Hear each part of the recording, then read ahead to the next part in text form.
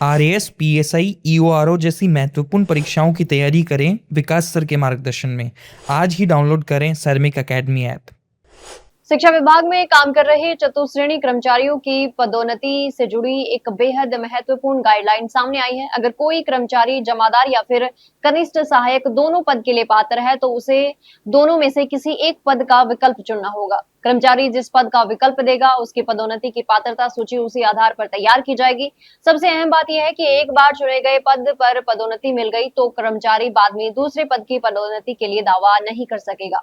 दरअसल शिक्षा विभाग में चतुश्रेणी कर्मचारियों की पदोन्नति को लेकर स्थिति स्पष्ट करने के लिए शिक्षा ग्रुप 2 विभाग की ओर से माध्यमिक शिक्षा निदेशक बीकानेर को मार्गदर्शन जारी किया गया है। ये स्पष्टीकरण कार्मिक विभाग से मिले मार्गदर्शन के आधार पर लिया गया है। विभाग के अनुसार चतुश्रेणी कर्मचारियों के लिए पदोन्नति के दो अलग अलग चैनल निर्धारित हैं। इनमें एक जमादार और दूसरा कनिष्ठ सहायक का पद है। हालांकि सेवा नियमों में दोनों पदों में से किसी एक का विकल्प लेने का स्पष्ट प्रावधान नहीं है, लेकिन जब कर्मचारी दोनों पदों के लिए पात्र हो तो विभाग उससे विकल्प लेकर पदोन्नति की प्रक्रिया आगे बढ़ा सकता है। अब इसे आसान भाषा में समझिए। मान लीजिए कोई चतुश्रेणी कर्मचारी जमादार और कनिष्ठ सहायक दोनों पदों के लिए पात्र है। ऐसे कर्मचारी से विभाग विकल्प पत्र ले सकता है। कर्मचारी को तय करना होगा कि वो किस पद पर पदोन्नति चाहता है, जिसके बाद उसे विकल्प के आधार पर उसकी पात्रता सूची तैयार की जाएगी और संबंधित पद की डीपीसी यानी विभागीय पदोन्नति समिति की प्रक्रिया में उसे शामिल किया जाएगा। लेकिन यहाँ सबसे महत्वपूर्ण नियम ये है कि अगर कर्मचारी को उसके चुने हुए पद पर पदोन्नति मिल जाती है तो उसका नाम दूसरे पद की पदोन्नति सूची में शामिल नहीं किया जा सकेगा।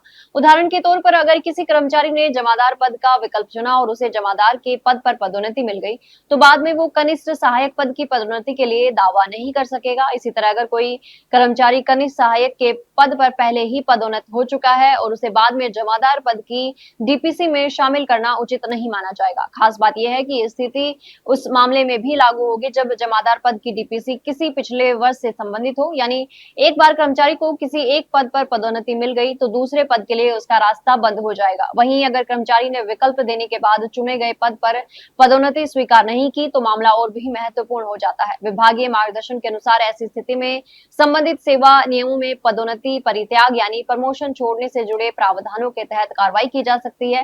इसलिए कर्मचारियों को विकल्प देते समय काफी सावधानी बरतनी होगी, क्योंकि चुने गए पद पर पदोन्नति मिलने के बाद दूसरे पद पर जाने का दावा नहीं किया जा सकेगा। कार्मिक विभाग की ओर से इस संबंध में अपना अनुमोदित मार्गदर्शन प्रशासनिक विभाग को भेजा गया है और अब शिक्षा विभाग में चतुश्रेणी कर्मचारियों की आगामी पदोन्नति प्रक्रिया इसी व्यवस्था के आधार पर आगे बढ़ने की संभावना है। कुल मिलाकर नई व्यवस्था का सबसे बड़ा असर उन चतुश्रेणी कर्मचारियों पर पड़ेगा जो एक साथ जमादार और कनिष्ठ सहायक दोनों पदों के लिए पात्र हैं।